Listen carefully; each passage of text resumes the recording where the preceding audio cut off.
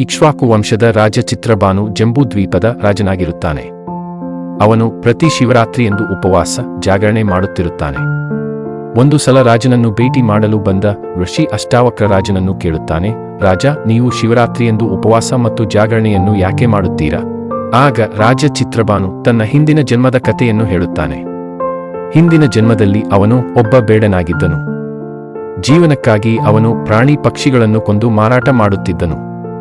ಒಂದು ದಿನ ಬೇಡನು ಕಾಡಿನಲ್ಲಿ ಎಷ್ಟು ಹುಡುಕಿದರೂ ಒಂದು ಪ್ರಾಣಿ ಸಿಗಲಿಲ್ಲ. ಬೇಟೆಗಾಗಿ ಕಾಯುತ್ತಾ ರಾತ್ರಿ ಆಗುತ್ತದೆ. ಕತ್ತಲೆಯಲ್ಲಿ ಕಾಡಿನಿಂದ ಹೊರ ಹೋಗಲು ದಾರಿ ತಿಳಿಯದೆ ಬೇಡನು ಬಿಲ್ವದ ವೃಕ್ಷ ಹತ್ತಿ ಕೂರುತ್ತಾನೆ.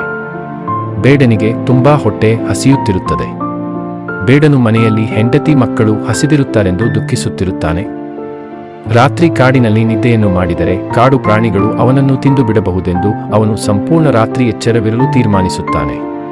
ಸಮಯ ಕಳೆಯಲು ಅವನು ಬಿಲ್ವದ ಎಲೆಗಳನ್ನು ಒಂದೊಂದಾಗಿ ಕಿತ್ತು ನೆಲದ ಮೇಲೆ ಹಾಕುತ್ತಿರುತ್ತಾನೆ. ಮಾರನೇ ದಿನ ಅವನು ಮನೆಗೆ ಹೋಗುತ್ತಾನೆ. ತುಂಬಾ ಹೊಟ್ಟೆ ಹಸಿಯುತ್ತಿದ್ದರಿಂದ ಅವನು ಕೂಡಲೇ ತನ್ನ ಉಪವಾಸ ಬಿಟ್ಟು ಊಟ ಮಾಡಬೇಕು ಎಂದು ಕೊಳ್ಳುತ್ತಾನೆ. ಆಗಲೇ ಒಬ್ಬ ಭಿಕ್ಷುಕ ಬಂದು ಭಿಕ್ಷೆ ಬೇಡುತ್ತಾನೆ. ಬೇಡನು ಮೊದಲು ಭಿಕ್ಷುಕನಿಗೆ ಊಟ ನೀಡಿ ನಂತರ ತಾನು ಊಟ ಮಾಡುತ್ತಾನೆ. ಇದಾಗಿ ಎಷ್ಟೋ ವರ್ಷಗಳ ನಂತರ ಬೇಡನ ಸಾವಿನ ಸಮಯ ಬರುತ್ತದೆ. ಬೇಡನನ್ನು ಕರೆದುಕೊಂಡು ಹೋಗಲು ಶಿವಲೋಕದಿಂದ ಇಬ್ಬರು ಶಿವಕಿಂಕರರು ಬರುತ್ತಾರೆ.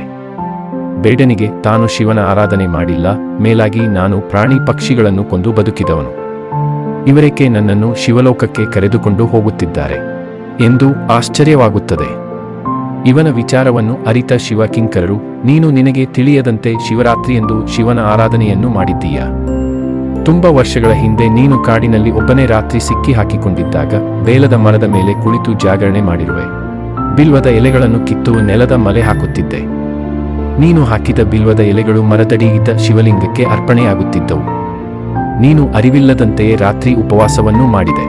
ಇದರಿಂದಾಗಿ ನಿನಗೆ ಶಿವಲೋಕದ ಆನಂದ ಅನುಭವಿಸಲು ಸಿಗುತ್ತಿದೆ ಮತ್ತು ತುಂಬ ವರ್ಷಗಳ ನಂತರ ನೀನು ರಾಜ ಚಿತ್ರಬಾನು ಆಗಿ ಹುಟ್ಟುವೆ ಎನ್ನುತ್ತಾನೆ.